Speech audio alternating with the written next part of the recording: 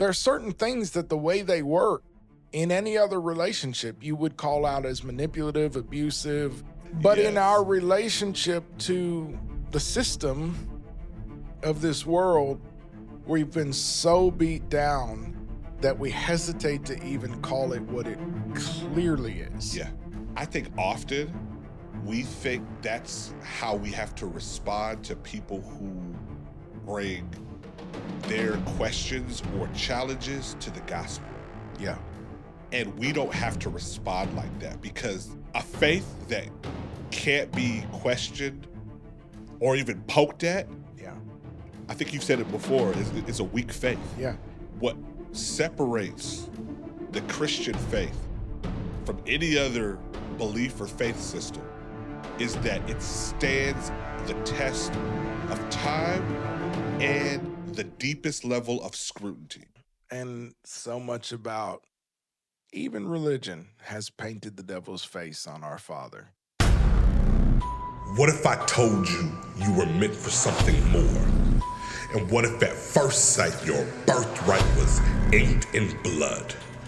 And what if dominion was written in big bold letters? And what if we shouldn't just occupy but overcome? And what if the observation of opposition was us? Antikemi, the podcast. Welcome back. Welcome back. Episode 2. Now I need to clear my throat. Well, now's the time. We were here for a nice little minute last time. You see, I had to put the camo on. We were talking about being soldiers. I saw you got in your you got out of your civvies. Right. So I was like, let me go ahead and like dress the part, make sure I'm doing what I can. Y'all will have to forgive me because I brought out the guns tonight. Okay. You brought the camo, I brought the Yes, guns. sir. Yes, sir. I didn't want to do that. You're my witness. I Right. brought a jacket. I know. But We just ain't doing that tonight. No. It was hot in here. It was warm. It was, yeah. So we had to go ahead and make a different choice. Y'all with the wardrobe. Y'all get to see the guns today. Right. Hopefully, if you're jumping in with us, welcome to the Antikemi podcast. Yes. My name is Jonathan, I'm Schulz. and we'll be the host for today's episode. We haven't talked about what we're going to talk about at all. No. And I like it like that because everything that we end up saying is natural. It's not rehearsed. And that's how it was the first episode. Hopefully people were able to lock in with us. There was a lot that was shared that I feel would be helpful and valuable. I believe something came through there that was productive. And not only that, there was a pocket where I believe ministry happened. I don't know who to, but somebody that will see that episode. Yeah. I don't know if we've even decided if this is always going to be the case that there may be episodes where we have reams of show notes. I don't know. I just know right now we're having a conversation. Absolutely. And so if you haven't already, let's just get this out the way with. Like, comment, subscribe. All of those things definitely help the algorithm. Share it with somebody. If you have found value in this conversation, share it out to somebody, have them check us out, not just because we're trying to get social media famous, but we believe that this is something that is added to an ongoing conversation that will bring value. And from that last episode, especially when we were dealing with shame, I think that really might be a key to unlock somebody from a prison they've placed themselves into. And so, man, we serve a God who came to set the captives free. And so we're going to shout freedom from the rooftops every time we have an opportunity. And this is just another avenue we can do that. Yeah, and if you're not a person that pays much attention to, if you're not chronically online in any way, or you don't pay much attention to how social media works, you may not know this. If you are a person who is somewhat chronically online, you hear this ad nauseum from every creator whose content you consume. Right. But so for both, I would say it actually does make a huge difference. If you comment, it makes a huge difference when you like and share. These things are crucial for the algorithm to pick up that there's some activity over there. And that is kind of a modern form of ministry or serving when you're dealing with the things of God. Believe it or not, popping in the comments, interacting, liking, sharing, those kinds of things, you're amplifying the message. So if you believe that truth is being talked about here, if you believe the gospel will go forth, if you believe the body will be edified, help us amplify it. And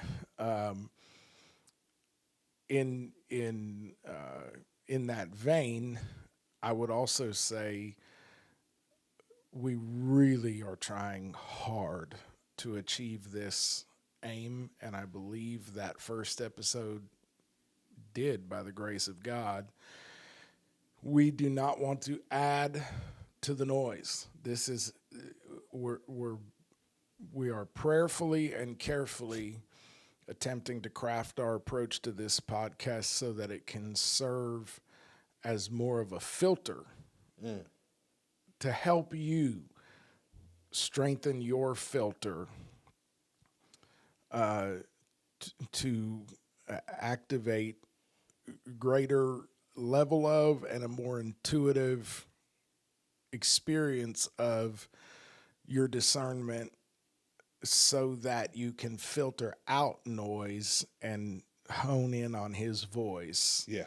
The signal becomes clearer. So we really did not want to just add a voice to the crowd. We're really believing that a huge part of what we're supposed to accomplish here is to help people dial in their antenna so that they're picking up the station that we're all meant to be on. No, that's good. What came to mind as you was even encouraging people the value of, interacting with this type of content, liking, sharing, commenting especially, it's not that much different than any type of gathering. Right. If you think about any service that you've been in, Yep. I believe my Bible says that God is attracted to people who are active, who open up their mouth, who engage, he responds to that. I mean, and I can go through so many different examples. Bartimaeus comes to mind. Yep. Him actively shouting out and recognizing exactly who Jesus was. That was attractive. Yep. And so he stopped what he was doing and then paid attention to and ended up healing this man. Yes. Based upon his response. And so I'm not saying that you'll get your breakthrough or your healing because you commented on a YouTube video. Right. But I am saying there is some value when you interact and you engage in that type of content. It could build a muscle so that when you are in the presence of God, you open up your mouth and you allow what you are receiving to now become to be presented in a form of gratitude. It definitely helps. I'm saying, like, heaven's not a silent place. I agree. Not for but 30 minutes. Yeah, right. Exactly. I'm trying not to jump in at the deep end because I want to find out how you're doing and all that. But being as you already kind of poked at it, it's hard for that not to open a little bit of a can of worms for me. Just of recent, I've become more intentional about how I interact with media online and what I interact with, not just what I watch. Yeah. Because some things you watch, not because you find the content itself necessarily valuable, but sometimes you have to hear what's going on in the cultural zeitgeist just to be aware. Right. Or at least sometimes I feel the need to just be aware of what people are talking about, how they're talking about it. And I've had a casual tendency to give things a like because I know creators make their living that way. And so I've just, plus I've also had a tendency to give things a like if I want to keep an eye on that conversation that's going on. Yeah. So I'm letting the algorithm know, hey, show me some of that. Yeah. But I have recently become a little more careful about that and a little more measured about it because I've just had impressions in prayer. Agreement is very easy to come into. Oh, we going there. Well, I'm trying not to. I think we should. That's okay. Let's do it. Buckle your seatbelts. Let's go. Just so y'all know, I've been trying to get us where we check in with each other sometimes and so on. Hey, we're good. But y'all good? Pastor Jay always do a hard. Someday I got to go to the lake with you and see how you drive a boat because I feel like I know. It's gonna be some big waves. Yeah, you just all of a sudden. Yes, sir. Those G-forces kick in. Come on. Have you ever given that thought? Like, what does it mean when I give something a thumbs up online? I think we've been conditioned that it's not that deep. Yeah. It's just entertainment. Yeah. I am not agreeing to anything. I think that one of the biggest lies that we ever kind of tell ourselves is when we read, have you read all the terms and conditions? Yeah. And we say, yes, I have. Yeah. You haven't read anything. You're ready to just move on to the next window, and you've given your agreement to something.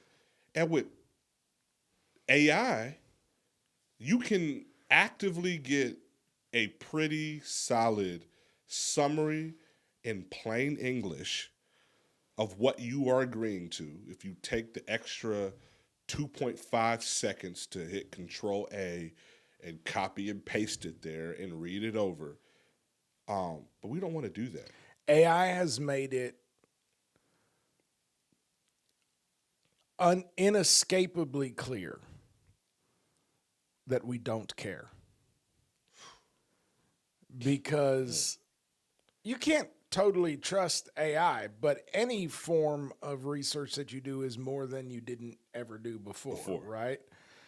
You can take, I was helping Brendan with his homework, and he was struggling with factoring numbers. And so, he's ADHD, I'm ADHD. I could see the hopelessness in his eyes. It's math. It was 3:00 in the afternoon. Oh, that sounds like fun. And I said, hey, buddy, let's try this. And we pulled up Grok. And I told Grok, here's the lesson that we're learning. I said, explain it. I said, assume that I'm an idiot. Explain it to me like I'm 5 and roast me the whole time. And, 9.7 seconds or something? Yeah. Made it fun, probably. A whole math lesson. Yeah. It was hilarious. Brendan was, his sides were splitting. We understood the concept. So there's basically, there's all kinds of pitfalls and all that to that world. But if we're going to talk about how it can be used, there's virtually no topic that you can't have it break down to you like you're 12. Right. And, you if you ask it to break down, whatever, aerospace, you're probably not ready to go build a rocket that's safe. It's got limitations, but you know more now than you did before. Right. And so the fact that we still, I'm just going to tell you, I've had this download of the new iOS 18 point whatever. Oh, right. Sitting on my iPhone for days now because I will not allow myself to accept the download without reading the terms and conditions. Okay. And I already know that all I have to do, I've thought of this so many times. That's why when you brought that up, I was just like, it's so right. That all I have to do is just look at the version of it and type into the little AI, break down the T&C of iOS 18 point whatever we're up to, like I'm in 5th grade, and point out anything I should be particularly interested in from a security and information sharing type of a standpoint. You know what I mean? Just flag anything that I ought to look at if I'm concerned about that. And 5 minutes later, I would know, basically. Or you could be like a grown-up and read it, but I haven't. Mm-hmm. I recently listened to a long interview with a physician who, as a result of the politics that played out over the course of the public health crisis of the last 5 years, and he has lost his license to practice and so on because he questioned a lot of the narrative. And I'm not even, this is not that. That's not even the discussion I'm trying to have. But it is concerning to me when we live in a world where you can lose your credential for taking the published research to task because that's called science. That's doing science. Yeah. Literally, that's the only thing that makes science valuable, is that everything is fair game to be taken to task. Right. And when you publish in the scientific world, oh my goodness, pardon us, thought I had that contained. When you publish in the scientific world, you're supposed to be, I'm going to make sure this watch is silenced too. You're supposed to be welcoming, looking for that kind of interaction. Yeah. That's what makes, peer review is a whole other concept. It's a whole other conversation for another day. But if there is value to the concept of peer review, that's the value of it. You want those guardrails. Yeah. The whole thing is it's all subject to examination. And if it stands up under scrutiny, we've got something to go forward with. Yeah. But it's not a creed. It's not supposed to be a creed. That's why they use words like theory that are confusing to the public. But it's because they're trying to maintain an awareness that this is the set of presuppositions we're operating from, because so far, this set of presuppositions seems to stand up under scrutiny for the most part. If we get a new set of presuppositions that holds up better, we'll move that direction. Yeah. It's not gospel. it's discovery. It's right. So it is concerning to me that somebody who questions that. I want to know the story. Well, how did he come to lose his credential? What was the reasoning? You know what I mean? But the point is, he was kind of throwing a flag on the play on some things, and he said, the host asked him, I don't even remember what podcast it was on, but the host asked him, essentially,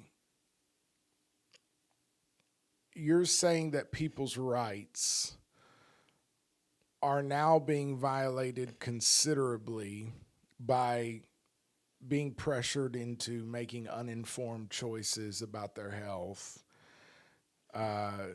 using profoundly stupid statements like trust the science. That's not what you do with science. Right. You examine the science. Yeah. But, basically saying, okay, so this doctor was making the case that over the coming couple of years, that's going to go from being something that's happening a fair amount to being the MO, that on a broad scale for virtually everybody, we're going to be high pressured into accepting ways of approaching our healthcare that you are essentially not invited to examine, and if you do try to examine them, you'll just be shot down and told to get in line, fall in line. And the host asked a question like, well, how does that even happen? Like, how do you achieve that? People aren't stupid. So how do you achieve that end of getting everybody to cooperate with something like that? And number one, the first part of the answer to that question is we just saw how that works. I was going to go there. Okay, so I'll leave that part alone and let you go there in a second. The second part of that, the way he answered that question was social conditioning, which has already taken place now for a couple of decades, very directly. And the example he used was terms and conditions. Interesting. He used HIPAA forms, disclosure forms, and terms and conditions on our devices. He said, we have been systematically programmed for a couple of decades now to look at a glut of information that has been designed in such a way, using legalese and all of that, that it just feels like it's not written for you. You start to read it and you think, what does that even mean, right? Well, usually it pops up interrupting. Yes.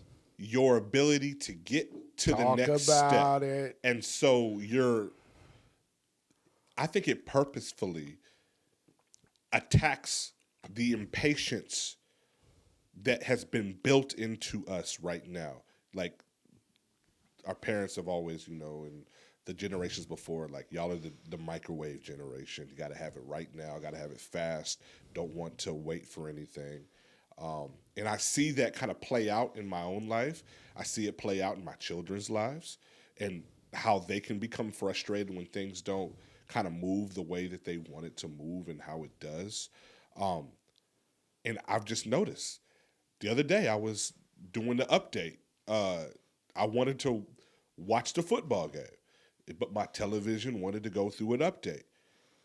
And I was annoyed because I'm just trying to get to the game, right? But it gives this list of, well, we've updated our terms and conditions. And so before I can move out of that screen, I have to accept all. And I wasn't about to read it all at that point. Trying to get to the game. Exactly. And after I just kind of accepted all and moved past it, I was like, What did I just agree to? I'll worry about it later. And we're, what, 20 years down the road from the first time you said that? Right. Have we worried about it yet?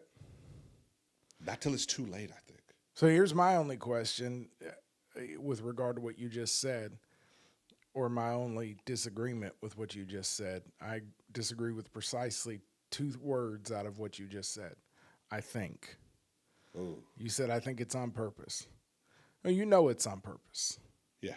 And that's to me, that's why the only reason I'm challenging that is because I'm having to learn to challenge that in myself. Yeah. Yeah.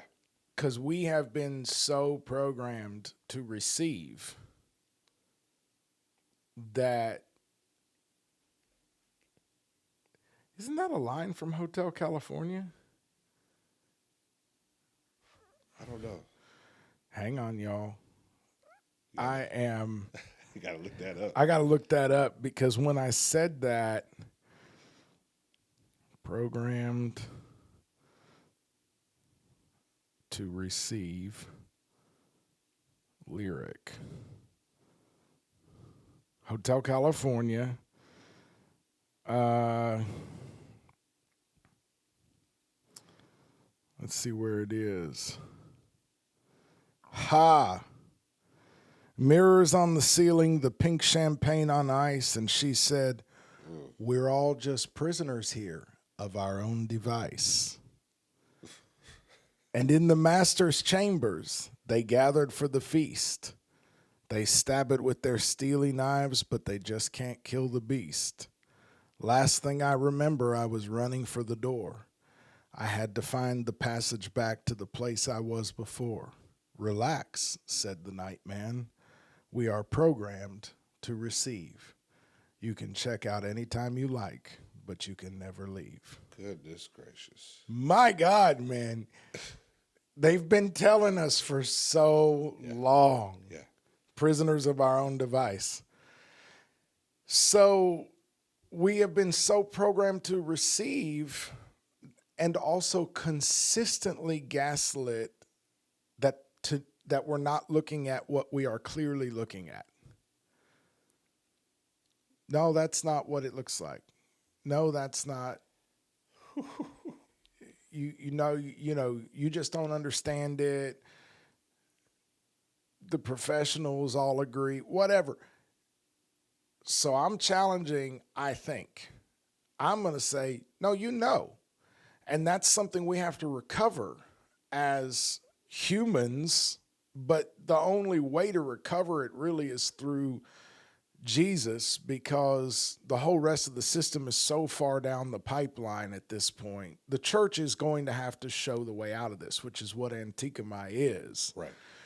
So we have come to the point that we're scared to even say out loud what in any other context, if your partner goes like that every time you look at their device, they flip it over, drop it, where the back is up. Uh-huh. If, they jump when you come in the room, if, all the TikTok trends where you reach for the water that's by their phone and they grab you know what you're looking at. Yeah. You would never say, I think. You would say, let me see what's going on there. Right. Because I already know that I'm not going to like it. I already know it's not good. Let's just confirm it. Yeah, let's get this out in the open. Right. Not because I don't know, but because I want us all to know that I know. You know what I mean? Let's put a name on it. Yeah. Okay. I want to say that to the Lord's people based off of what you just said. There are certain things that the way they work in any other relationship you would call out as manipulative, abusive. You know what I mean? Yes. But in our relationship to the system of this world, we've been so beat down that we hesitate to even call it what it clearly is. Yeah. I want I want to go back to something real quick, because how you were talking about the was it a physician who was Yeah, basically we'll come back to that. no, but I'm just saying like how he was like him challenging the science was frowned upon. Yes. And he was, viewed as, I guess, a pariah, or however they wanted to like frame that situation. I think often we think that's how we have to respond to people who bring their questions or challenges to the gospel. Yeah. And we don't have to respond like that, because a faith that can't be questioned or even poked at, Yeah. I think you've said it before, is a weak faith. Yeah. And what I've often told people is that what separates the Christian faith from any other belief or faith system is that it stands the test of time and the deepest level of scrutiny. Yes. It's like you can take a fine-tooth comb, your biggest magnifying glass, you can point at it, you can try to take things out of context if you want to, but at the end of the day, it does stand because it's true. And that's what sets it apart. But I think we as believers, we have to not be afraid to have those type of questions and then point them back to Jesus. Yeah. Because I don't think that he expects us just to, well, I could be wrong, but I don't think he just expects us just to have no type of questions whatsoever. Just blindly follow. Just to follow. I mean, do you expect that of your children? You know what I mean? Not a good parent, I don't think. No. Yeah, I mean, some people kind of rule with an iron fist, but their kids are going to have to work that out in therapy. Yeah. If you're leading rather than just ruling in your home, as long as they do it in a good spirit, you may challenge the spirit of it if they bow up at you. Yeah. But as long as they're willing to give you the benefit of the doubt, trust you as their father, trust that you're doing your best and that you have their best at heart. But, I'm struggling with this. I don't get it. I mean, I think the most intimate times the disciples had with Jesus was when they were faced with those questions. yeah. In the midst of like those times where he's preaching to the crowd and the parables, and they're able to have that one-on-one with them, like, we didn't understand that. We need you to break that down. Like, that doesn't make sense. You're talking about eating your flesh and drinking your blood. Like, that's tough. Peter didn't even say that was a good sermon. He just said, I don't know where else we'd go. You're the Messiah. Yeah, right? But that's weird, Jesus. I need you to bring a level of, like, clarity, right? I think we could do that with our Father. Yeah. He invites it, He does, because he's not the taskmaster. He's not the devil. And so much about even religion has painted the devil's face on our Father. He's not, he could be. He'd have every right to be whatever he wants to be. Right.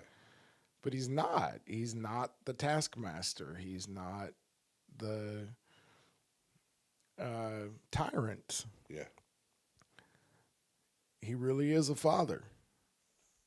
And yeah, man, because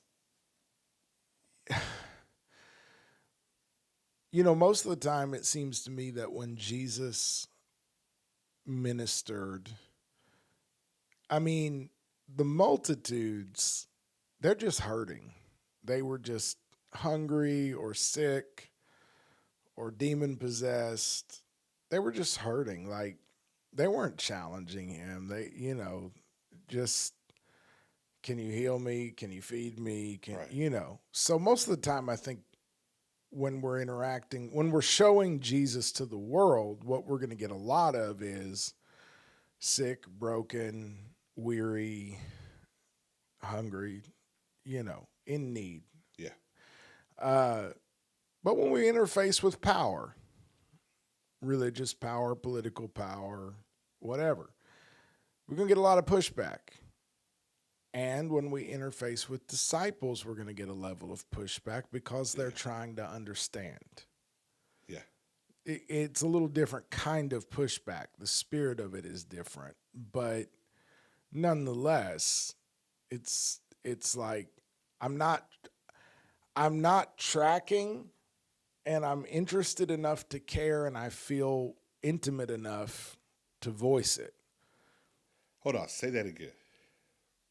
That a disciple's kind of pushback is going to tend to come from a place of it not feeling threatened like power would, but just I'm not tracking with, I don't get it, and I'm interested enough that I care, and I feel intimate enough with you that I feel like I can say the thing. Yeah. Help me. Yeah. I'm drowning in this one, right? So most of the time with the disciples, it looks to me like Jesus just broke it down to them. He did sometimes preface it by saying, you need to engage your spiritual perception here. You're listening to me like they do. Yeah. But it's been given to you to know that, so he sometimes redirect like, hey guys, I'm talking fine. You're not listening right? That's just discipleship though. A couple times have I been with you this long and you still don't know who I am? Yeah. There are moments, but most of the time it seems to me like he just broke it down to them. Sometimes he reminded them that they need to listen differently than the world does. But in the case of interfacing with power,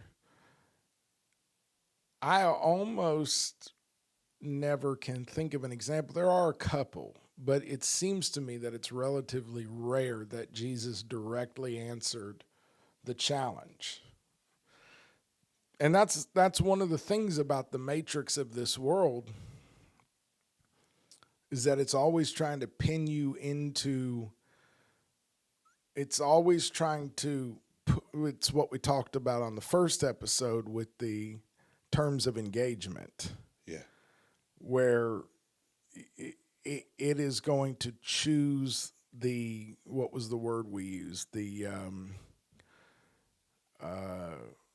The enemy's always going to try to choose the theater, the arena Yeah. of the encounter, Right. the arena of the warfare. And it's like we're very programmed on that if this person states this opinion, I have to counter with this opinion because I'm on this team. Yeah. Right. And even that, I have to defend my position. Like, I have certain viewpoints that I'm just not going to defend because I don't care if you come over to my side or not. It's not the point. And also, if you're ready to debate me on it, you're probably not ready to get clarity on it. Because somewhere you're going to have to stop trying to prove an identity, to prove a point that affirms an identity. Yeah. And you're going to have to be willing to just know the truth, whatever that means about your understanding of who you are and who God is, and you know what I mean? And so, how the world works. So there's a lot of things that I believe that I'm not going to defend to people. But I see where Jesus would usually go to the heart issue when power pushed back on him. Yeah. He wouldn't typically, occasionally he answered the question quite directly, but not usually. Usually he perceived the motive that was behind the question, and he said something that let them and everybody around know, I see you. Yeah. And usually they'll either want to get out of there or kill you or both.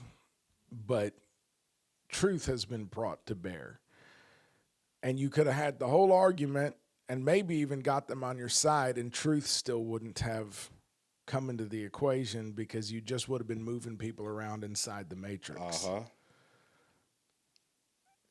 That's good. So he came to set us free. So he's not always gonna.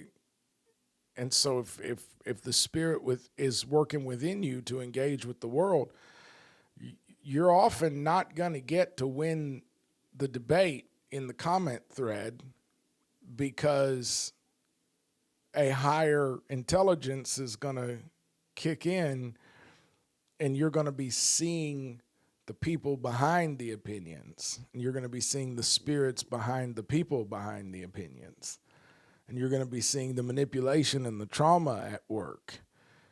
And I mean, yeah, that's even going back to what are you agreeing to?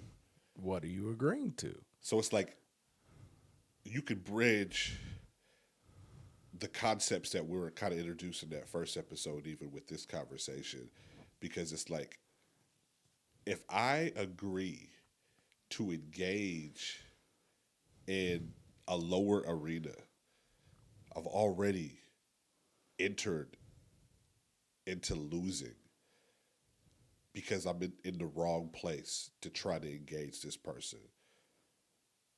And so what I give my thumbs up to, what I say yes to, my wife says all the time, if I'm saying yes to this, that means I'm saying no to something else. Yeah, because she's good at boundaries. I don't know how she does it, but she does. And says yes to a whole lot more of the right stuff than most people can. But I think that comes with trial and error. Yeah. It comes with recognizing, like, okay, like, I don't know, let's just put it like this. Your yes is valuable. Yeah. At least it should be. It should be. Your yes should be valuable.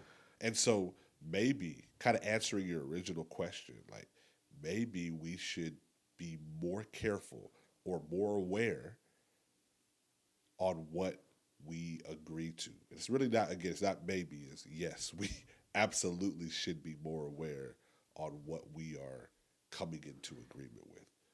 Yeah.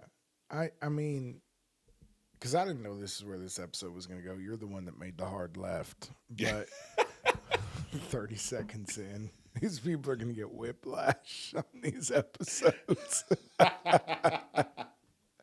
But this is how we talk when we're just having dinner at each other's houses, Right, too. exactly. This is And then a lot of silliness in between. Uh-huh. But, yeah, because you said our yes is valuable, or at least it should be, let me build on that.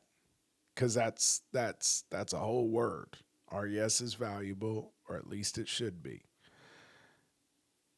And that implies some things about your no, as well as you're stating that Aslan points to with her statement. That my yes here means there's somewhere else that a no has to be given. right. But so I'm going to build on that. Your yes is valuable, or at least it should be. Let me add to that. Your yes is valued. Not always by you, but it is by somebody. Yes. And it's usually the person asking for it. 100%. Your yes in this realm, as an image bearer, as a son of Adam, which was the credential Jesus liked to throw around for himself more than any other. Yeah. Your yes is the biometric key that opens doors for the spirit realm to take shape in the physical realm. Whew. Every heavenly or hellish objective has to move down or up through the spirit realm, and it gets to a biometrically sealed gate at the earth realm where only Adam's DNA Can unlock it. can unlock it. Yes. That's just true. I'm sure we'll have 100 episodes by the time this podcast is done, if it keeps going, where we confront that issue directly. Absolutely. Lord willing, we'll bring guests on. I mean, the rabbit hole there is so deep but just for today, can we just say, Yes. if you don't already know this, you need to. That is the meaning of the word dominion in Genesis. When God puts man in the garden in Genesis 2 and gives Adam's race dominion to subdue the earth and rule over it, that's the deal.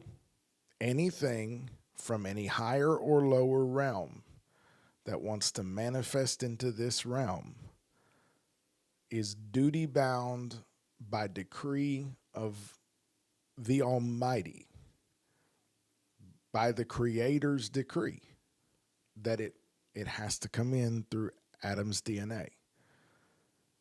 And so your yes is highly prized and trafficked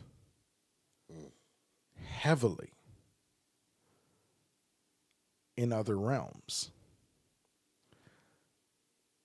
But the stupid thing is what you said a little while ago, that what it looks like from this realm is that it's not that deep. Yeah. When it's a legal issue at that point. Like in the court of the universe. Right. In the high court of the universe. Right. What you have agreed to, you've agreed to it. Is hard evidence in the court of heaven and in the courts of the spirit realm, because there are lower courts.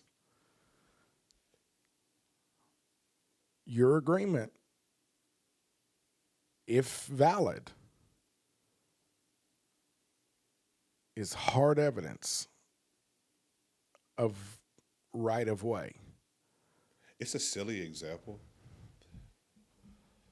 Maybe it's not that silly, because Hollywood knows exactly what it's doing and how they have framed this very real reality, put it right there on Front Street for us to see and be entertained by.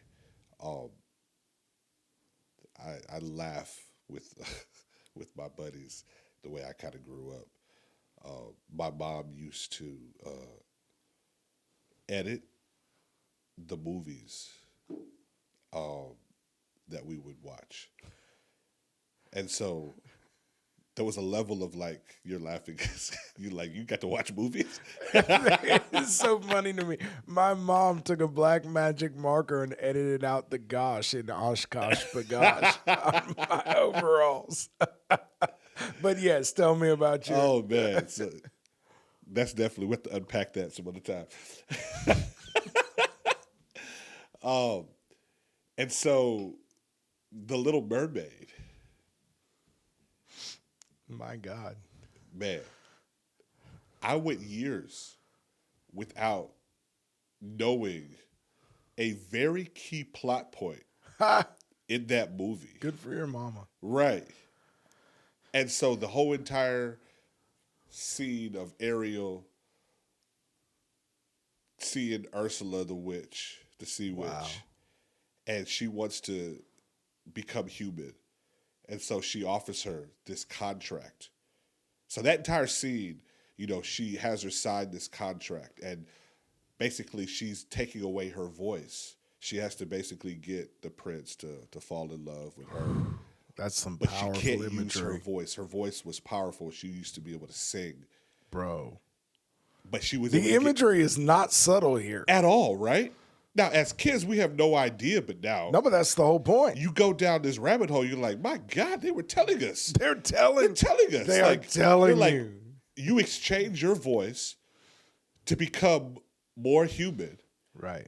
and be able to stand. So you get your legs, but I take your voice. And she had to agree to it. And she didn't even recognize or understand what she was really agreeing to and what it would take for her to still complete the mission, right? So I went years without knowing. So all I saw was at one point she's a mermaid, and next point she got legs. Doesn't make any sense at all to the story, but until I never forget, I was an adult, and I'm in the kitchen of my buddy's house, and his daughter's watching a Little Mermaid, and that scene comes on, and I stop. I'm like, wait, what? never seen this scene before in the movie.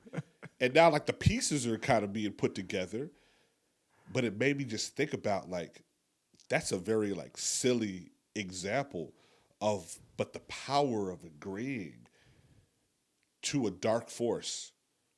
Absolutely. And all they wanted was your voice. Absolutely. Because your voice was so valuable, that yes was so valuable, there was a legal contract that she was able to then operate in that realm differently. And that's without dealing with the imagery of an inhabitant of the marine kingdom Oh, yeah. doing what's necessary to move in this. I mean, it's like there is no end to this rabbit It's hole. wild, but just that one. Given that yes, like you said, is so valuable. It's no wonder or surprise the serpent did not overtake Eve by force. Yeah. It was like, no, I'm going to get you to agree to your own destruction. I'm going to get your yes. Well, the thing is that is infinitely more powerful than brute force. In other words, if you take something by brute force,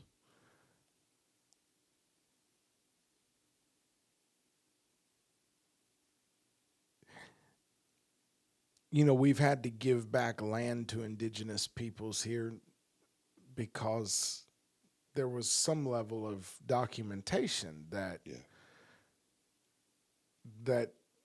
it was genocidally ripped from their hands, right? But you know what we've never had to give back? Oklahoma. And we got Oklahoma for pennies on the dollar by manipulating the Cherokee Nation out of a good deal that they had with the ranchers, where they would have gotten millions more than we gave them. But we successfully manipulated them into giving the federal government their yes instead, which they did because they were afraid that if they didn't, it would just be nationalized. So at that point, they felt like, we'd rather take this deal over here with the ranchers for like somewhere around twice the amount of money. Yeah. But we could lose it all if we don't say yes. But we've never had to give that back because we bought it fair and square. So your yes is more valuable than just your subjugation. If we can get you to agree with the system of oppression, it's more powerful.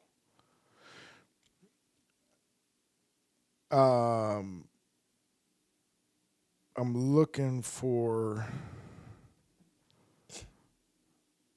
in Daniel, I think it's 11.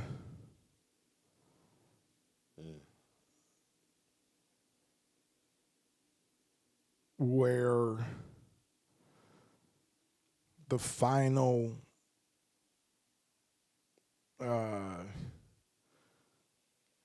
the spirit of Antichrist takes its final form. Yeah. Conflict to come. Yeah, the engagement that is currently beginning to play out.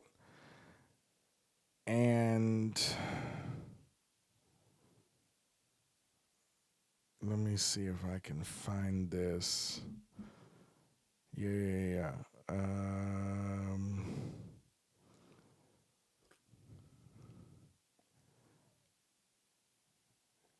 Daniel 11.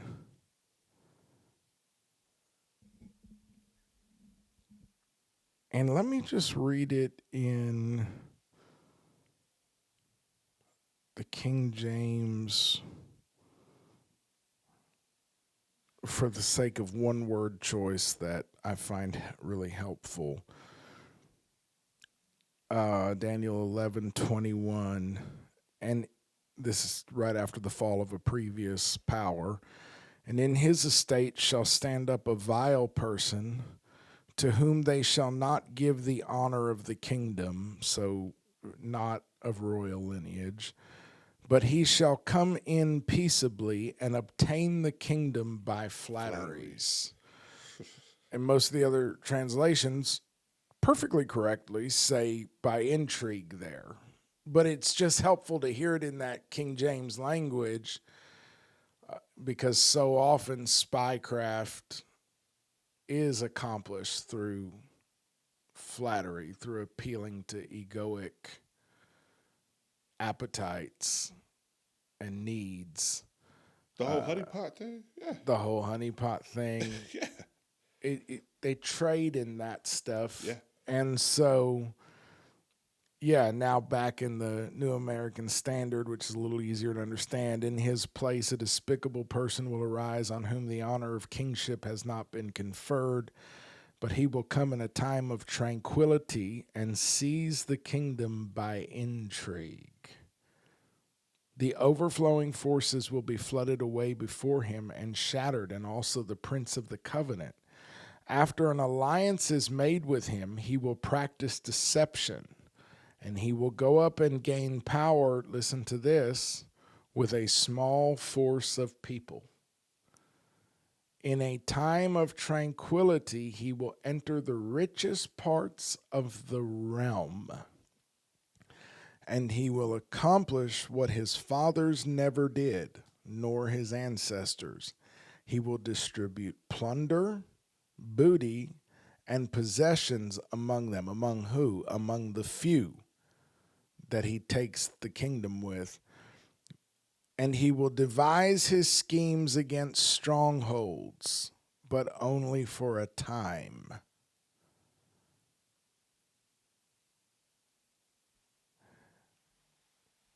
So the spirit of Antichrist in its final form is going to manifest as this small ruling class that knows how to talk the people of the covenant, the people of the holy covenant, into agreement. That's what it says. Whew. This is why Jesus said, if it were possible, even the very elect would be deceived. And that if these days were not cut short, that actually would happen, which that's profoundly sobering. Jesus is saying the elect would be deceived if it were possible. And oh, by the way, it won't be possible because it will be cut short at a length that you can endure for. So, because you go tap out. Because at some point you would tap out. Right. Because he knows my frame, that I am but dust. Ooh. So what we're talking about here, and I hope some of you may be struggling to piece together exactly what we're getting at. Please be patient with us, because I promise you what we're talking about here is excruciatingly important. Yeah. But what we're trying to do is lay a foundation in your heart and mind for beginning to piece together enough of the puzzle of how the great deception is currently playing out, because we're deep enough in now that if the Lord has given you a level of discernment and awareness, you're beginning to truly see the game that's afoot and understand how it works. Right. And if that's not your gifting, don't be ashamed in that. That's why God has given different gifts to the body. But please care enough to hang out while we try to talk our way through this a little bit, because what we're trying to do is let you see enough of how the game is playing out in the final move or two that you will be able to avoid the very slippery ground, the traps laid in the very slippery ground that is these days of Noah, this environment that we're in right now. Yeah. Where everybody's out for themselves and everything is fueled by appetite, and what we're really getting at here is that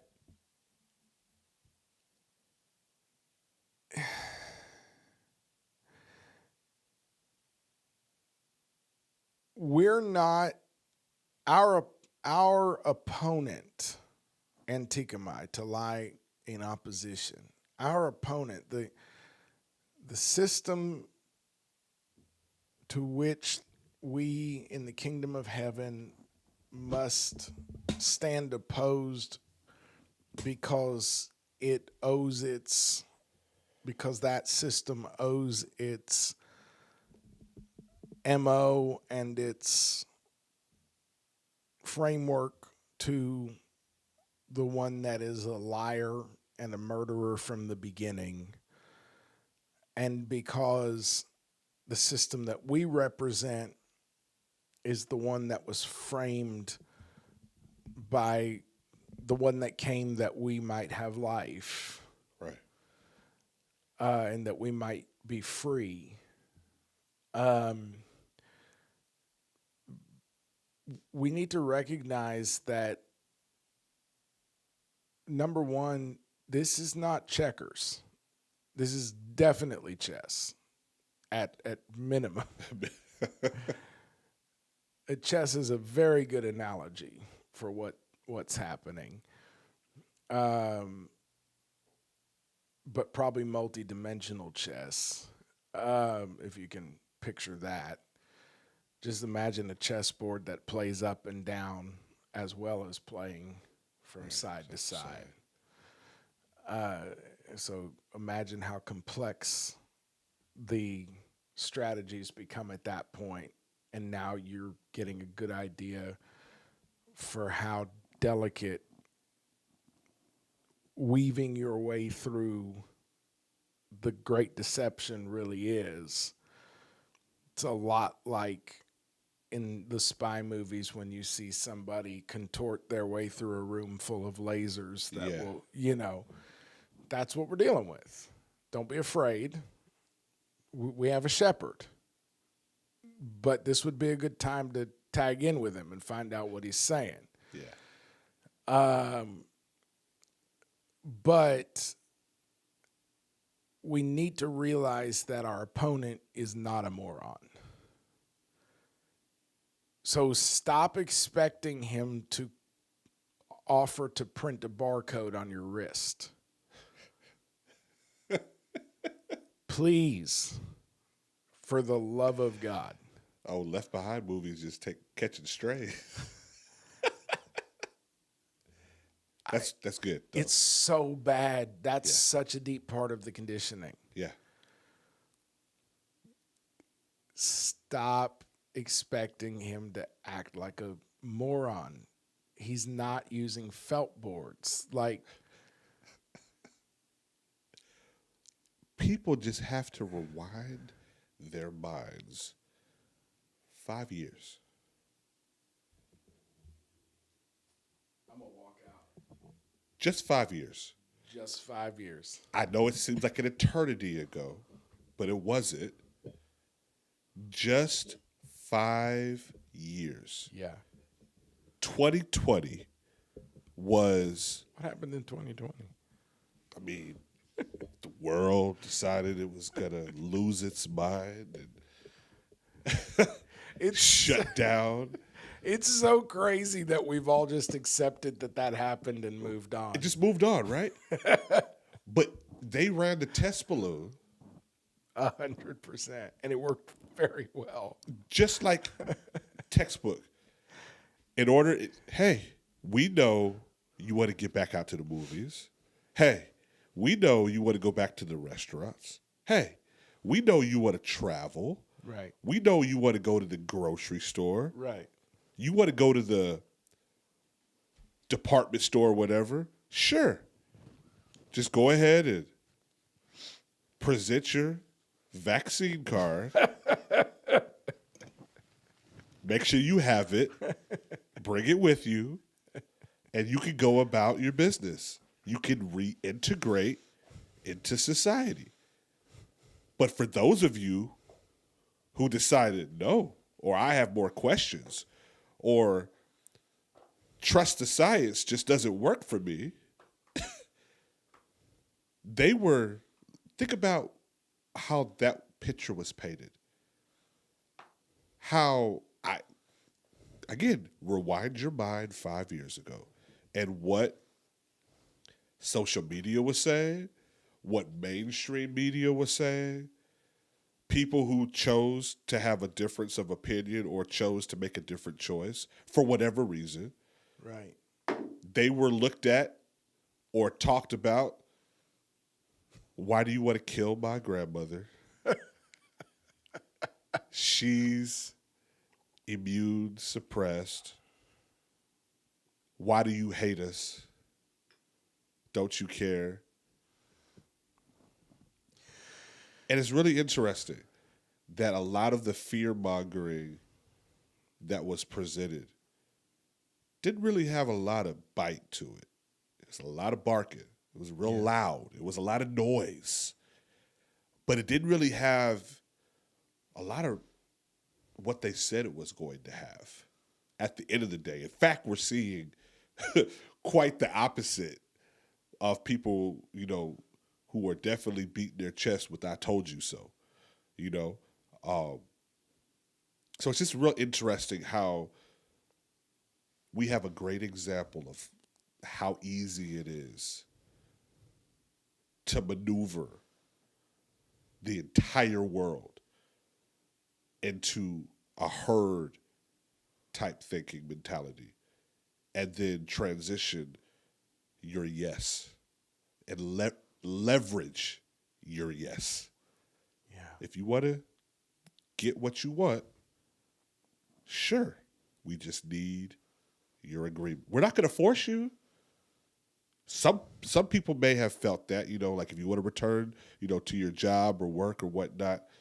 But there was nobody who really walked around with like a shotgun to your head. Certainly not in the United States of America. Right. I've heard, I don't know what happened was it Australia or New Zealand? It may have been a couple. It sounded like it got a little more intense in a couple places, but I don't know that for sure. But it sounded like it might have. But I'm saying as far as the United States, it was not, that wasn't documented.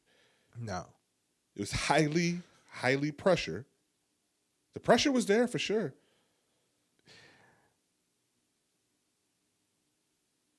Something we hear from high demand, high control religious groups all the time is nobody's forcing you to stay. Nobody's forcing these people to stay. Come on. Oh, man. And it's diabolical. It's not of God. It's that is how the serpent sounds. Because I'm going to tell you something. Holding your entire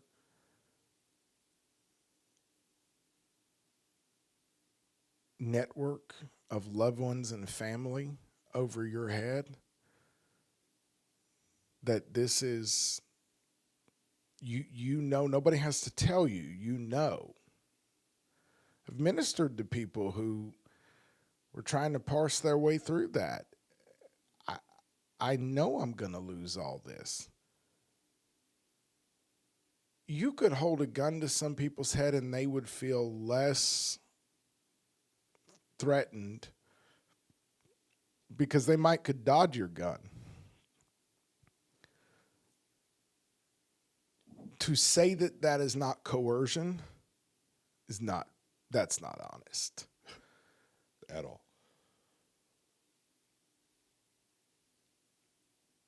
And that's what we saw play out in our society. And I just want to give voice to, you know,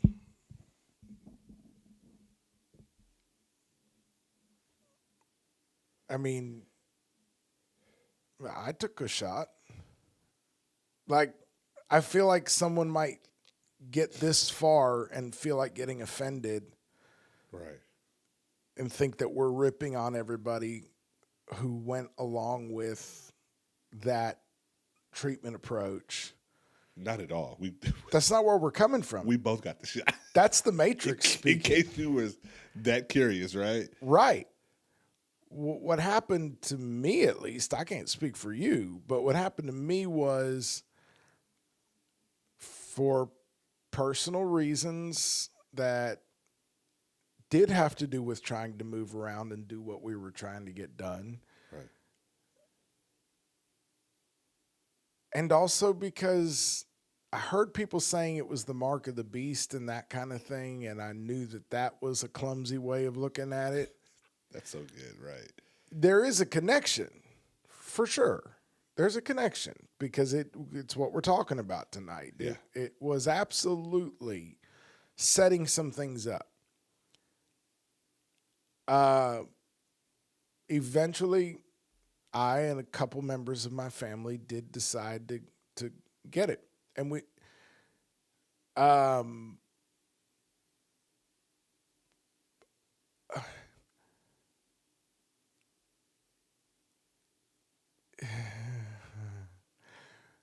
so we, first of all, we went in with a clear conscience that we genuinely felt like, under the circumstances we were in, dealing with what we were dealing with, that was the best way forward for us right then. Second of all, we went in faith, because I know, and I was speaking it over myself and over my loved ones when a couple of us did that, as our whole family didn't, but a couple of us did. Right. You know, if there's any deadly thing in here, Father, I'm trusting you. Right. Because I'm doing my best to do your will right now. Right. I believe this is what is in order for us right now. So I'm trusting you to neutralize anything, because this surely would fall under, if they drink any deadly thing, you know. Given the fact that we felt that we were doing it with a clear conscience and all of that, but I watched as other people had their lives and reputations and careers, you know, crucified in the public square. And it just doesn't take many of those for me to say, oh, hold on a second here. Right. Because even if I didn't care about those people, and I do, but even if I didn't, if they'll come for you today, they'll come for me tomorrow. We've learned that lesson enough times in history. But I also was aware that I had not seen any compelling scientific evidence that this stuff was properly vetted, and Right. I can say that with ease and confidently because we know at this point that the reason I hadn't seen any was because It wasn't. there wasn't There any. wasn't any. Nobody had seen any. We know that stuff now, but people are terrified to say that stuff. Yeah. And this doctor that I was discussing in the beginning, who lost his career because of all of this, and I heard another doctor recently who is an NIH, infectious diseases guy, and in a high position in the World Health Organization. And he actually said, while speaking about ultra-processed food, and he wrote a book. I can't think of his name right. I'm so bad about that. I can't think of his name right now, but he wrote a book, Ultra-Processed People, maybe? Something like that. People can look him up, find a World Health Organization doctor that writes about ultra-processed food. You'll find him. But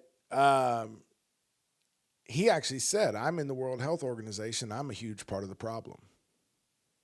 I mean, he said that. I heard him say that in a lecture at Oxford, I think. Yeah. Ultra Processed People by Chris Van Yeah. Tolkien. Yes. Van Tolkien. Dr. Van Tolkien.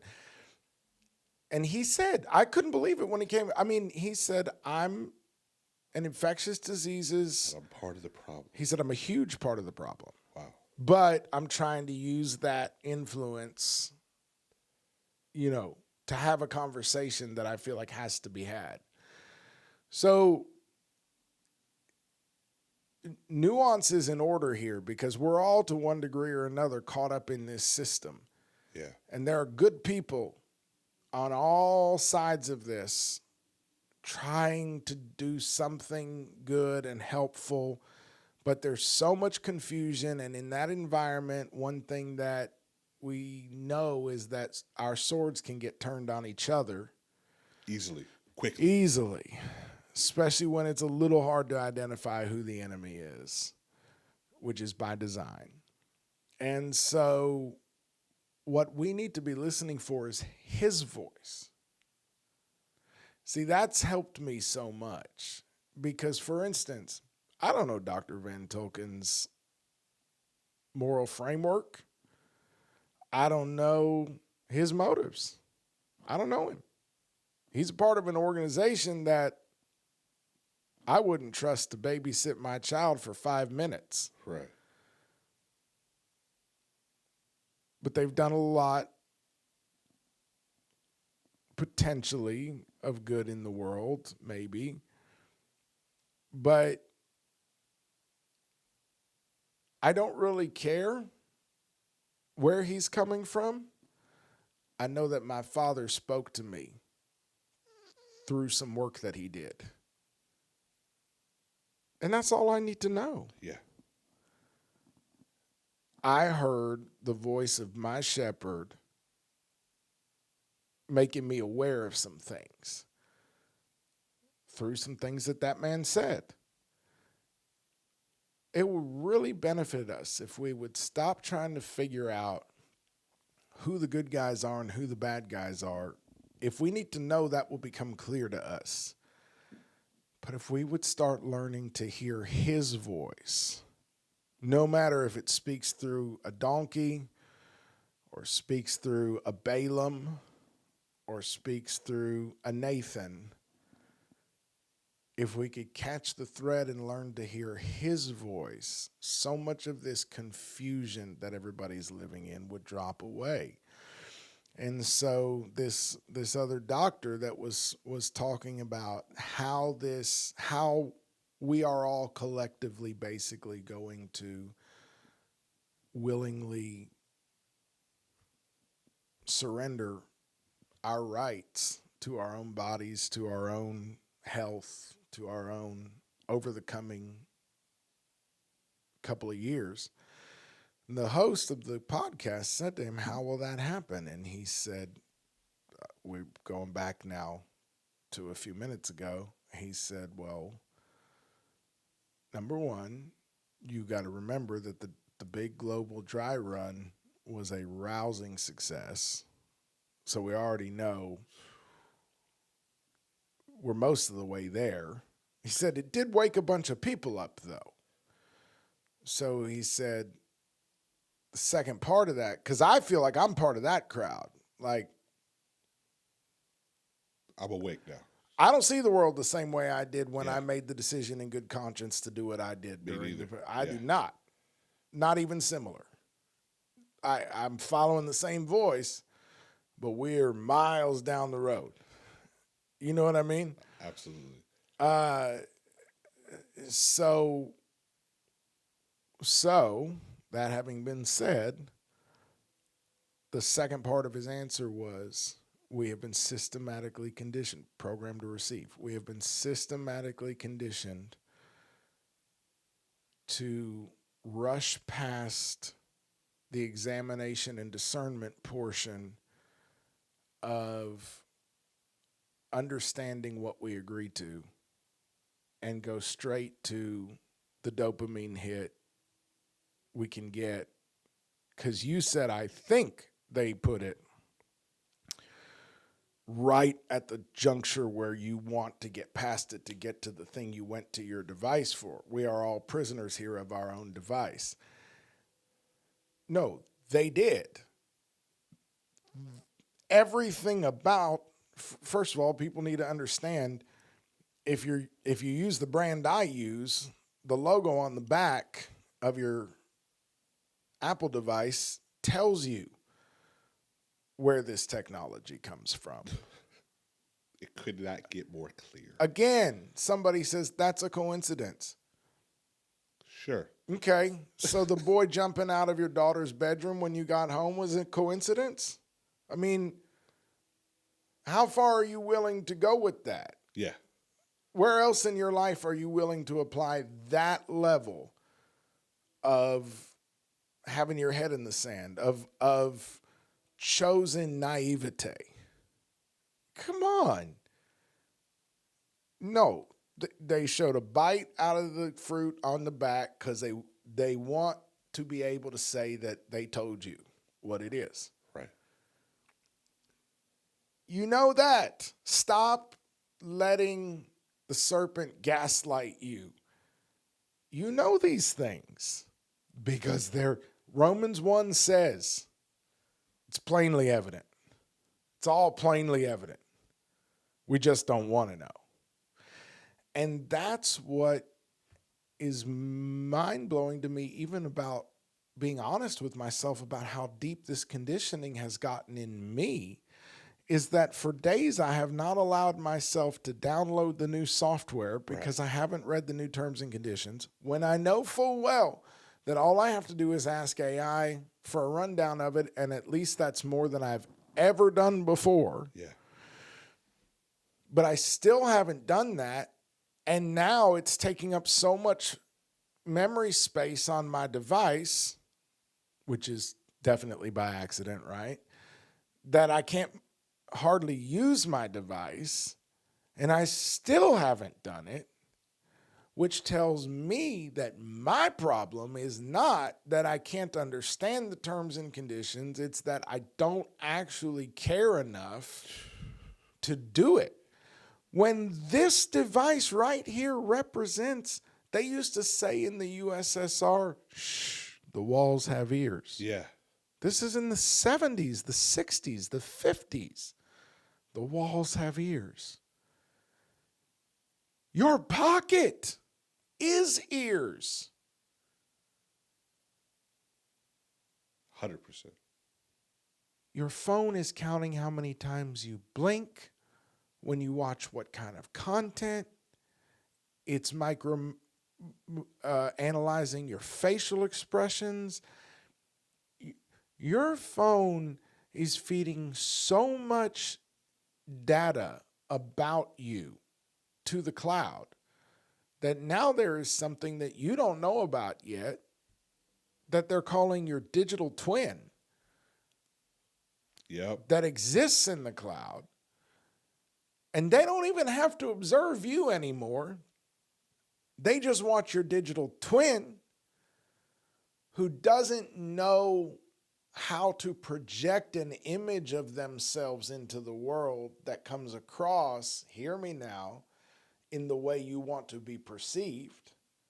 Doesn't know enough to know that I shouldn't act like I is what I is. Yeah. And so now they don't even, there's less to be gained for them in watching you because you project all kinds of smokescreen into the world to try to come across a certain way. Now they can just watch your digital twin who just does what you do when no one's looking. So they know more about you than you know about you because you won't be that honest with yourself.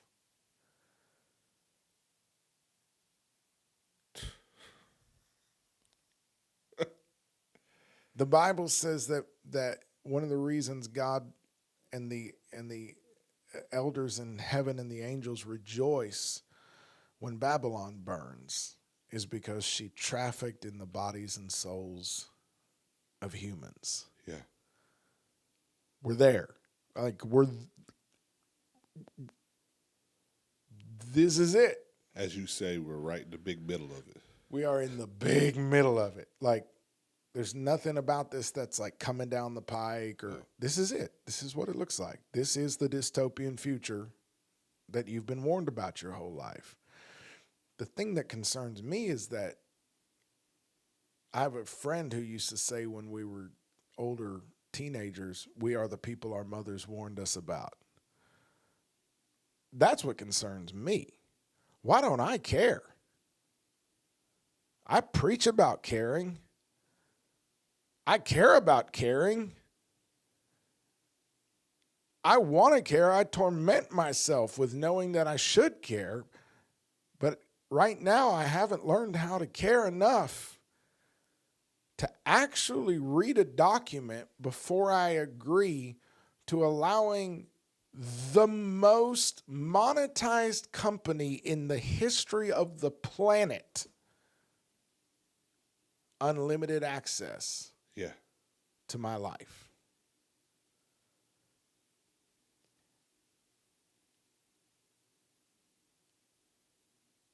That's what we mean by Antikemi. The reason that I haven't developed that level of engagement yet with where and how I give my yes, which is really more important than your no, because anyone who understands about consent, Come on. right? Yes. Understands that the absence of a no is not the same as a yes. It's not the same. So, and there are many, many people watching this podcast who can attest that they were too scared to say no, but they didn't say yes. And let me just encourage you, don't let the enemy lie to you, and don't let your abusers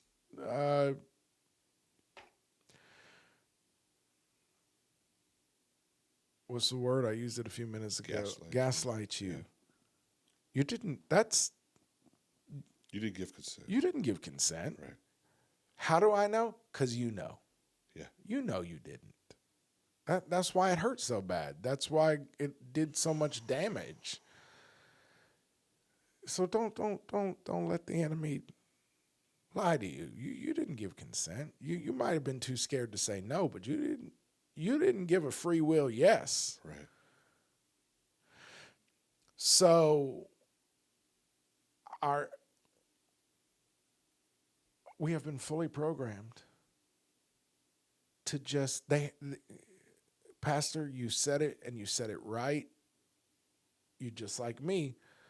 it's hard to just say the thing outright that you know to be true. You've just become very adapted to, I know I've been talking a long time. The best example I can think of is every man knows. I don't know exactly how it works for women, but every man knows that in a sexually charged interaction, there's a moment where you cross the Rubicon. And it doesn't matter if if you allow yourself to get to that point, it wouldn't matter if your wife called you on the phone in that moment. Yeah. That train can't be stopped at a point, right? If you allow yourself to reach a certain level of, because what's happening is a drug-infused interaction in your body. Yeah, it's a point of no return. There is. Yeah. Where the synapses are already firing, the reward cycle is already in motion, and now you are in the position of a junkie with access. My God. And you're going through with it, come hell or high water, no matter what the cost, because you've passed beyond conscious thought. You are in primal animal instinct. Yeah. And there's a moment where you're going to get to that reward mechanism no matter what, right? So we all know better than to let ourselves get to that point. That's why that's not an excuse for what you did. It just shows how stupid you are that you let yourself get to that point, right? But that is kind of exactly the same thing that's happening to us when we're tapping away to try to get to the game or try to get to the, and they know that right there is not where we're going to stop and break the cycle and read the terms and conditions. And so they pop it up right there, and another successful round of Pavlovian conditioning has now gone by, because once again, we have swiped at the annoyance to get to the reward mechanism and deepened the conditioning. And this doctor said that's how they're going to come at us with these invasions of our rights in the healthcare space. The point of no return, where it's like you're desperate. Yes. And you've reached a point where it's like, it doesn't matter, I'll do anything. Yes.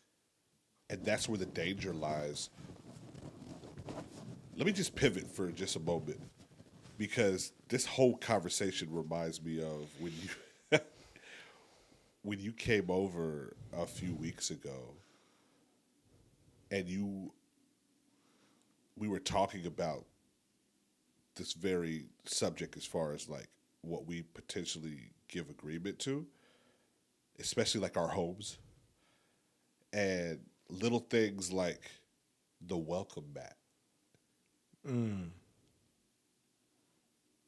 What are we agreeing? I love the new one. You know what I'm saying? Yeah. And we had this conversation, and you kind of enlightened me a little bit. I'm like, yeah, you're right. Like, do I really want to say? Teach the people, because this is new for me too, but I believe this is important. I mean, just something as simple as a welcome mat at your front door. You're saying all are welcome. Do you really believe that, though? Again, right now, I know there's deep programming telling you it's not that deep. But we're just asking, how sure are you? How sure are you? Because what you have given your yes to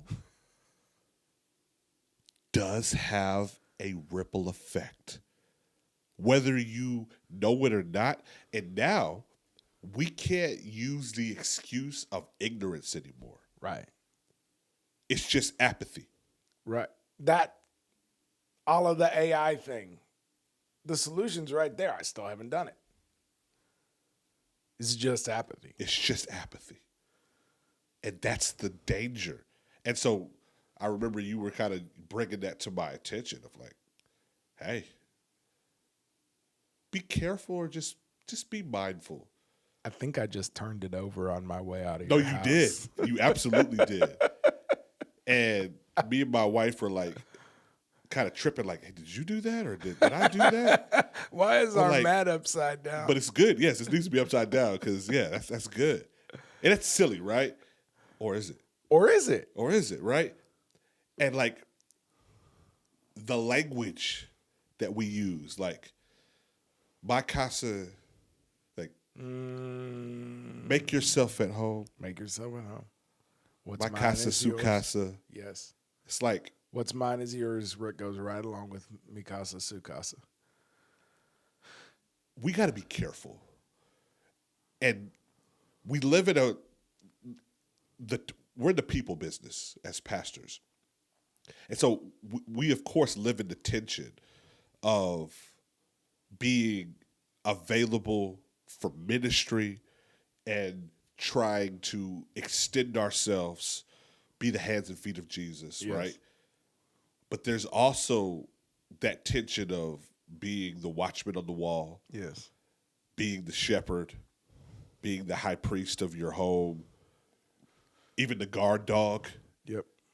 being very mindful of the content that's being consumed under your watch. Yep. And I think I'm more mindful now than I've ever been. Because what I'm saying yes to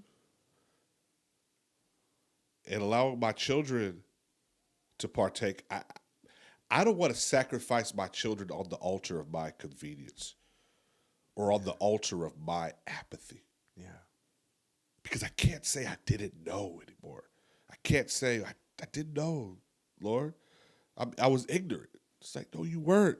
You just didn't care. And I think facing ourselves in a mirror, that's what we're really afraid of, is that we know that we don't care. We know. But we're too coward enough to address it and confront that attitude about ourselves, because that now requires a level of action. Yeah. And so we rather just tuck it away or just move on to the next, get past that screen. Get past that screen. Let's go ahead and try to get that cheap dopamine fix again. It's the proverbial wool over our eyes. It's easy. It's easier.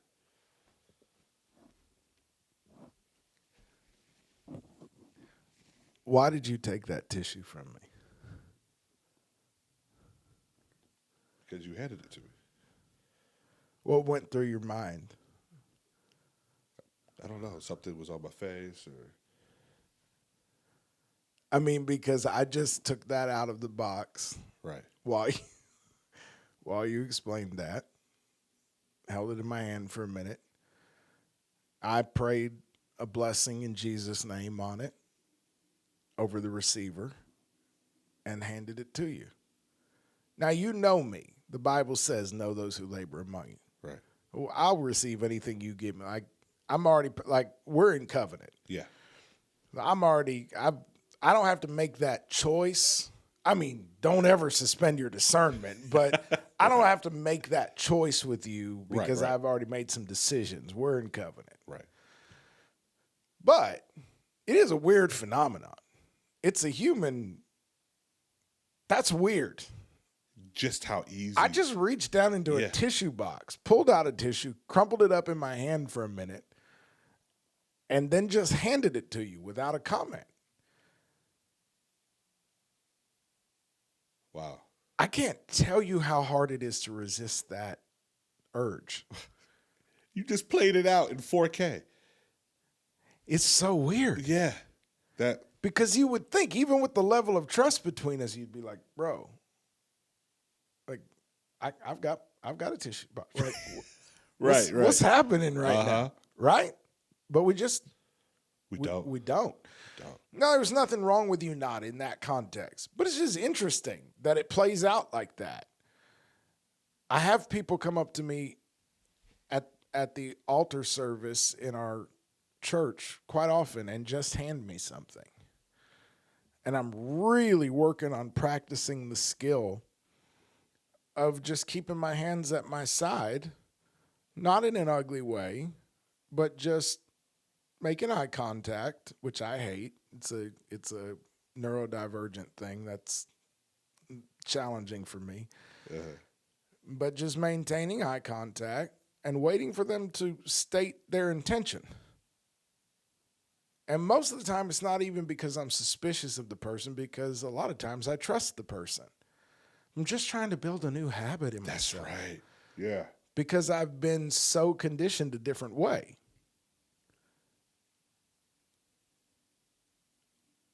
Isaac just ate a bowl of stew.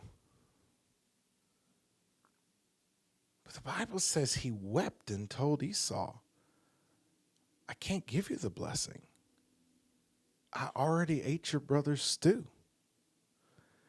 You guys, I know the welcome mat thing sounds silly. I know the terms and conditions thing on your iOS sounds silly.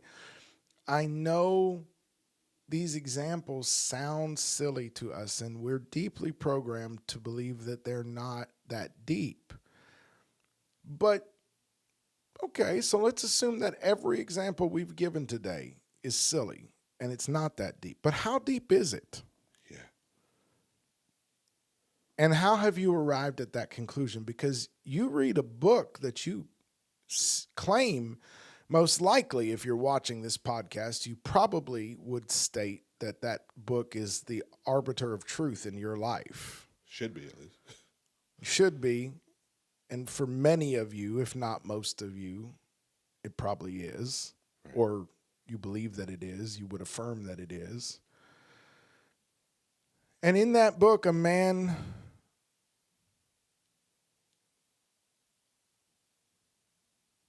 found himself duty-bound not to transfer the blessing of birthright to his eldest son, who was his favorite for that role. That's who he wanted to put in his will that way. Yeah.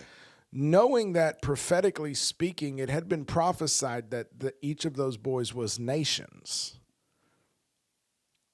that out of them would come nations. So he knew that this birthright thing was unbelievably high stakes because he was the guardian of Abraham's promise. Right. And God had appeared to him personally and reaffirmed that promise. The sands on the sea, the stars in the sky. Out of those two boys came nations that to this day are striving with each other over that birthright. And Isaac said, it all came down to a bowl of stew. Same thing, incidentally, that Esau had to say. Yeah. That my son cooked me.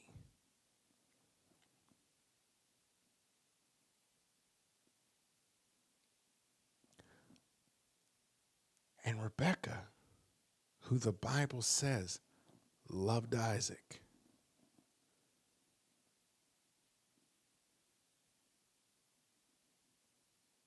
was the architect of that. Not only that, she wasn't wrong.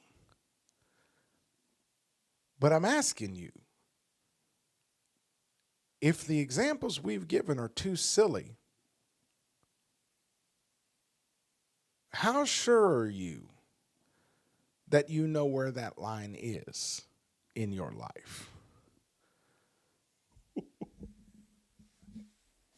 That your agreements are not selling you out. So I've just learned to have a lighter hand with the like button. There was a creator that told silly stories, and I found it relaxing to listen to her channel, and she would, it was just periodic entertainment that popped up and gave, because I'm always down rabbit holes, and so it relieved some of the pressure. And it was just goofy Reddit stuff, wedding drama and whatever. I know that's weird for a dude, but No, I get it. I found it relaxing. Gemma also found that creator. And one day Gemma said to me, "Hey, Dad, is that gossip that she's doing?"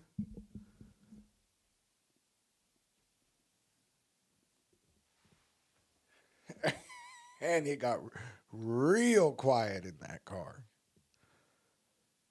Because this is my daughter's soul. And I said, Come on. "Girl, why you got to spoil every party?" I said, "Yeah, a lot of what she does probably qualifies as gossip." And then a couple days later, another video popped up, and I was listening to it. It didn't seem that gossipy, and I was enjoying it. And she said, give it a like. And also, I had subscribed that channel.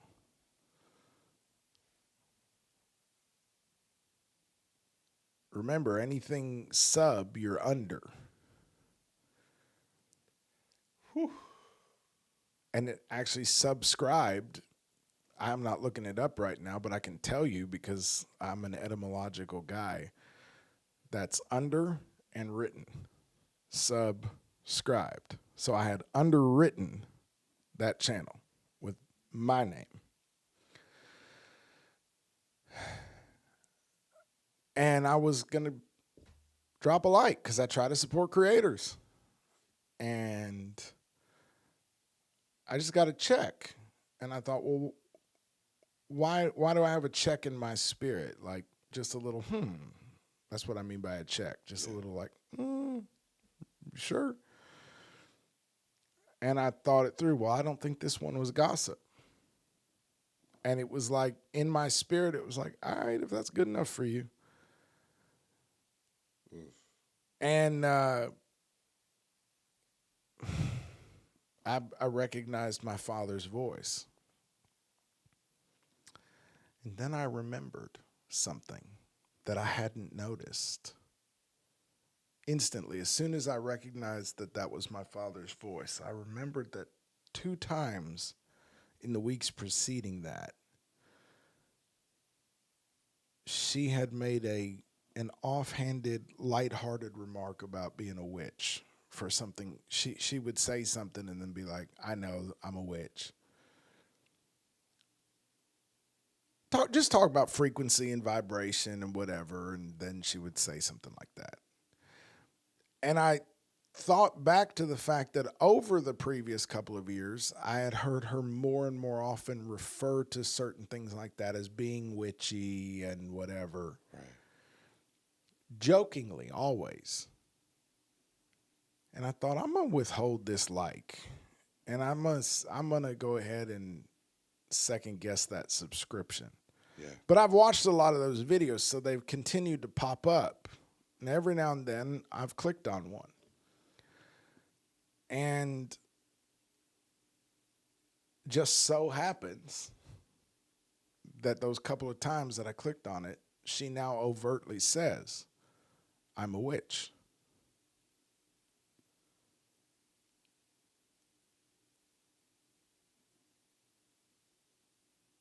We're talking someone that presents as so innocuous. Yeah. So I guarantee you she thinks she's one of the good guys. Right.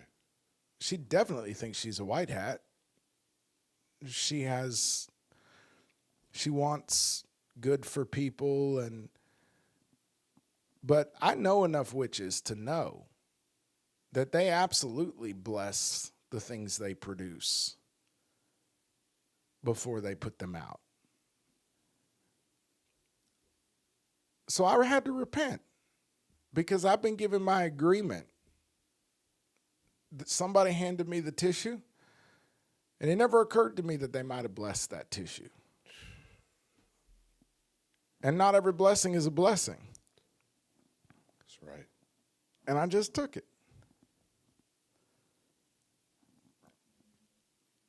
And so I'm trying to learn to keep my hands at my side and stay quiet more and observe and listen.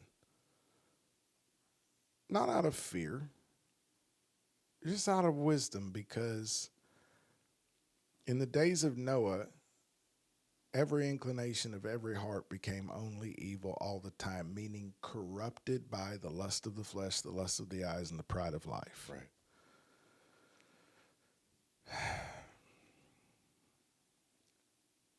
That's what Antikemi is about. It's a desire to help the Lord's people become awake and aware, learn to value their consent, and learn how it looks to exit Babylon while still having to operate within the system. It's the skill that Daniel perfected. Come out of her, my people. Don't share in her plagues or her sins. This is going to take a wrecking ball to our political ideologies, our religious structures, our social norms. And it's between you and the Holy Ghost how far that wrecking ball goes in your life.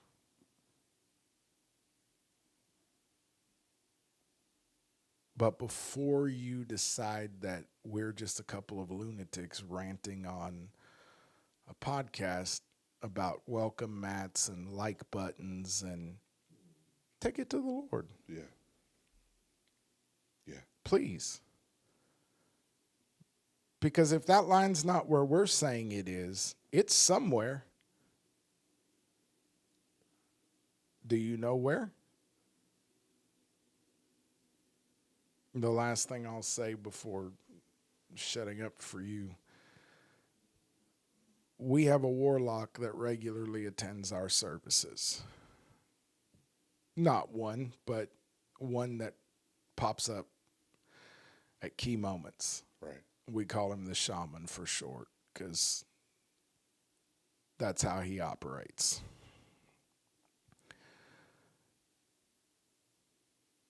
And he comes in. It's not subtle. At all. A lot of times it is. It's not in his case. He'll often have like a crystal or a sage, on his shirt. Please don't be offended. I know many people who love the Lord that partake in some of those things. I would encourage you to continue to allow the Spirit to convict and guide you, because frequency and all of that, it all comes from God. It's of God. It's in God. But how we interact with it determines whether or not we are operating from within the kingdom of light or darkness. But in his case, it's just one of the clear markers of how he moves. And we have noted, have we not, Sir. that every time he comes into our congregation, he always has something to put in people's hands. Yep. Sometimes it's the other way, by the way. Sometimes you'll be asked for things. Again, gotta learn to use wisdom. You don't lend everybody your hairbrush. First of all, that's nasty. But second of all, y'all can think it's silly, but some people are out here looking for strands of hair. Absolutely. 100% they are. Your pictures, my God, I am re-examining the pictures we have on social media. Right. Your pictures are highly valued in that world. So the point is, yeah, he always comes in And he just holds out his hand and people just take it. Yep. And then we, as overseers of the Lord's flock, have to run around going, excuse me, did that guy give you something? You know, and making and letting him know, hey, quit handing your stuff out. You know, Right. this is real. And you don't think those people have channels? I mean, that's such a silly question, but you don't think those people have channels on social media? You don't think they pour intention into what they produce? You don't think...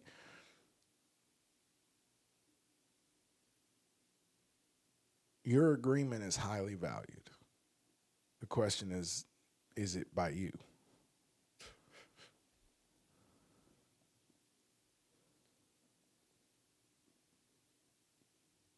If you don't take anything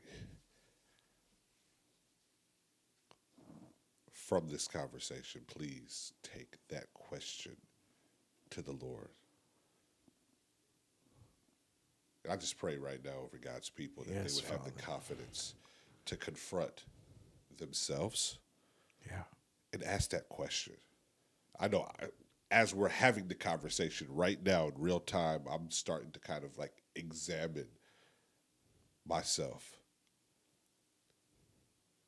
And I was just reminded earlier, one of my favorite verses in the Bible is Psalm 19 and 14. Let the words of my mouth and meditation of my heart be acceptable in thy sight, O Lord, my strength and my redeemer. Yeah. But it's the verse before that I have often thought about when I quote that verse. And he says, also keep back your servant from presumptuous sins. Let them not rule over me. Then I will be blameless, and I shall be acquitted of great transgression. Another translation says, My God. moreover, keep your servant from willful sins. Do not let them rule me. Then I will be blameless and cleansed from blatant rebellion. And I remember years ago kind of looking up what that word presumptuous meant and how the writer meant it. And the example that was given is, imagine a road and it has a pitfall in it. And you are riding down the road and you're supposed to crash. And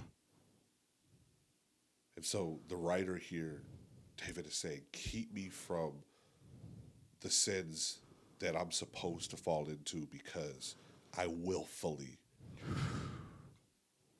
reach for that dopamine hit. I willfully just say accept terms and conditions. I move past it because I don't care. Like, keep me from not caring. And like, and just as we wrap up here, Hating even the garment stained by sin. Yeah. Go ahead, I'm sorry. No, you're good. I think that's a good place for us to kind of like leave that with somebody asking themselves that question. So, Father, I thank you that you have truly governed this conversation, Lord. Yes.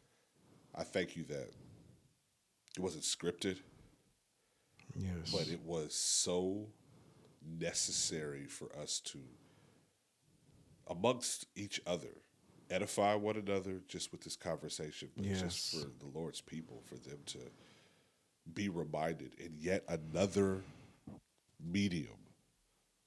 A medium that a lot of people might just feel is entertainment. But I pray, Lord, that you arrest somebody who may have just clicked on this episode and they wanted to be entertained, but they will leave here feeling changed. They will leave here asking the question of themselves, Yes. Do I value my yes? And what I give my agreement to, does it truly matter to me? Have I taken inventory of what I am coming into alignment with? Yes. So I just pray, God, that you give us the courage to search the corners of our heart, to ask the hard questions, for us to come underneath the Yes. submission of the Spirit and recognize the areas of our life that are not submitted, even though we may say that they are, and then confront them. Yes, Father. Confront them aggressively. Confront them, because time is short and we have to work while it's day. Yeah. We bless you for it. We thank you for this avenue. Yes. In Jesus' name. Amen. Amen. I can't help but, as soon as you went to that psalm, my mind went to another verse that has often jumped out at me in that psalm from just before the one you read. And I just want to read these couple of verses as a way of sealing what the Spirit is saying to us, I believe, in this conversation tonight. Amen. And I'm just going to read it in the King James because I feel in this case it makes it very clear. The fear of the Lord, this is Psalm 19:9. The fear of Jehovah is clean, enduring forever. The judgments of Jehovah are true and righteous altogether. More to be desired are they than gold, yea, than much fine gold, sweeter also than honey and the honeycomb. Verse 11, moreover, by them is thy servant warned, and in keeping of them, the judgments and the fear of the Lord, and in keeping of them there is great reward. Who can understand his errors? Cleanse thou me from secret faults. And that's his statement right before the presumptuous sins. Yeah. Who can understand his errors? Cleanse thou me from secret faults. And the faults is in italics. Actually, what he just said is, cleanse me from hidden, from concealed, from the stuff I didn't see, from the stuff I didn't know about. We studied David's altar to the Lord when he sinned by numbering the people. Yeah. And when the Lord told him to go by the threshing floor of Onan and build an altar there, Onan, it says, as a Jebusite king, said to David, let me as a Jebusite king gift this altar to you. And David said two things in his response.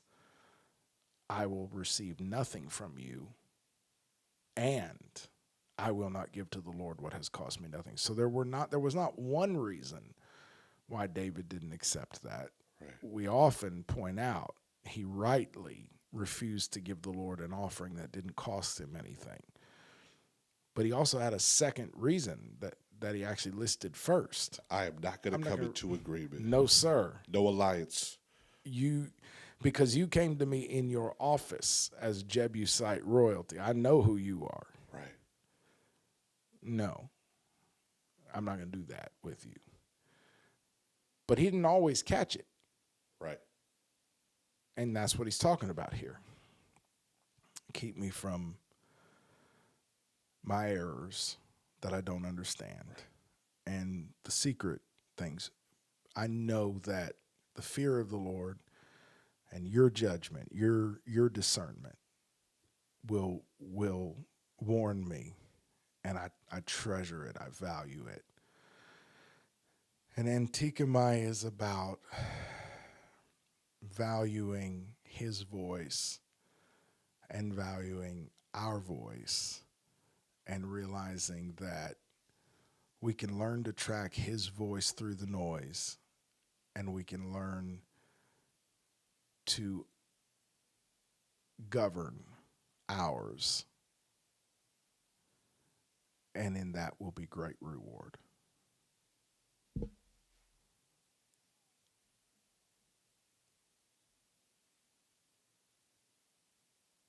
Amen. Good conversation. Until next time, we will see you. Keep resisting. Keep enduring. We love We you. are the opposition. We are the resistance. Let's go.